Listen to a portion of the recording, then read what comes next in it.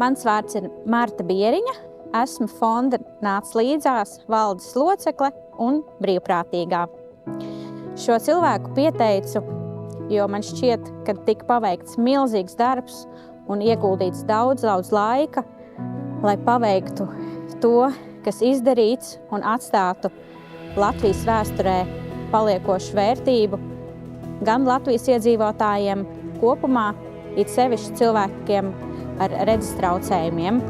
Ir lieliski, ka tiek satikti pareizā laikā un pareizā vietā citi cilvēki, kā šajā gadījumā tēlnieks Ivars Miķelsons, ar ko kopā šis cilvēks dalīja ideju un to realizēja.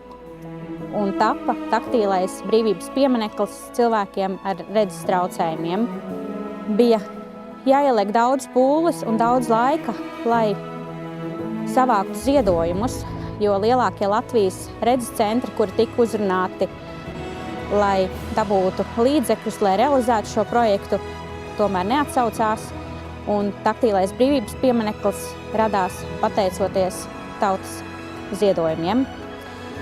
Šim cilvēkam novēlu nepazaudēt deksmi, lai arī nākotnē tiktu realizēti daudz īpaši un paliekoši projekti Latvijai un tās iedzīvotājiem.